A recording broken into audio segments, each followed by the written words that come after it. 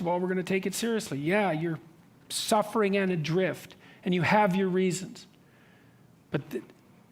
So you take those reasons seriously, and you say, despite that, there's more to you than you think. And you know that too, because you upbraid yourself for not manifesting it. And you say to people, well, I ask people, for example, well, who do you admire? Because that instinct for admiration is part of the instinct for imitation. It's like, who do you admire? You admire people who are completely irresponsible. You admire people who can't take care of themselves. They can't even take care of themselves. Here's the most admirable person. Completely useless to themselves, maybe even counterproductive. Just a bloody catastrophe for their family. And like, what would you call? A social danger. Like, no one admires that. No one admires that. It's like you start minimally. Can you take care of yourself? At least that. That'd be the first thing. And then is there enough to you so that maybe someone else could rely on you now and then? And maybe a number of people, maybe your family. You could be the glue that holds them together and mends them. And then maybe there could be more to you than that. Maybe you could be someone for your community, and God only knows how far you could go with that. Those are the people you admire. It's like, well, try that out. See what happens. And start locally. Carl Jung said, this is one of my favorite Carl Jung quotes, he said, modern man does not see God because he will not look low enough. I really like that. And so, I've been telling the people that I talk to the same thing. It's like, you have a certain amount of potential within your grasp. You may find what you have contemptible because you're not in a position of power. This modicum of possibility that's been granted to you is beneath you. And so you do nothing with it. And so you get nothing from it.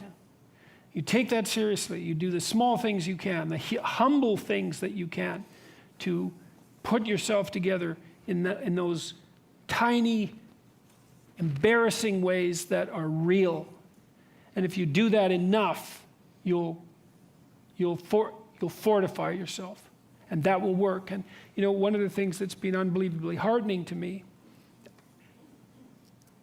it's ridiculous, really. Like, normally now, if I go out during the day, if I go to any city, I've been to like 150 cities in the last year, and if I'm walking around on the street or in an airport, someone will come up to me about every 10 minutes or so, and they'll say the same thing. They always say the same thing. They first of all apologize for bothering me, and they're very polite. So all my interactions with people, you'd never guess this from like my reputation in the press, but all my interactions with people in public are unbelievably positive. And the people will come up and say, I was in this small domain of hell a year ago or 6 months ago, whatever it is, addiction, alcoholism, I wasn't getting along with my family. I'd been living with my girlfriend for 5 years and we were stuck. I didn't have any direction for my career. I was nihilistic, I was whatever. All the different ways that people can fall into a pit and be miserable. He said, I read your books or I watched your lectures and I decided I was going to try to put my family together. Or I was going to make a vision and pursue it. Or I was going to try telling the truth. I was just going to try one of these things. And things are way better, way better. And sometimes it's a father and a son, or sometimes it's a son and a daughter. It's not often a daughter and a mother, not so much. But, if it's a pair of people. Or it's a girlfriend and a boyfriend, and the girlfriend's very happy, usually, because her boyfriend has straightened up substantially, and maybe they're getting married, and like he's half civilized at this point. But it's an unbelievably positive thing to see, and it's a real thing. It's like it's so interesting to watch the fact that all people have to do is put some of these things into practice, and all of a sudden that little modicum of potential that they had, because they got humble enough to deal with it properly, starts to expand and expand. And like I believe, and I do believe this, and I think this is part of the Christian message fundamentally, is that there's actually no limit to that expansion. Because in some sense, like we are this weird combination of finite and infinite. Like we're related to the infinite in some manner.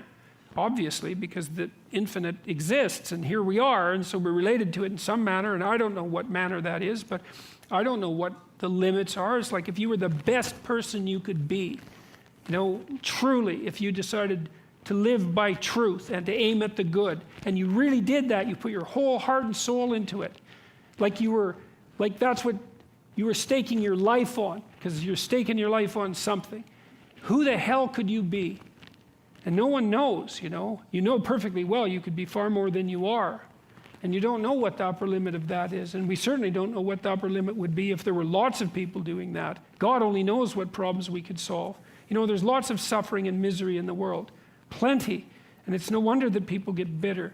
But God, as you pointed out before, we've got no shortage of ingenuity and possibility. And if we were serious about making things less wretched than they are, who knows what miracles we could pull off.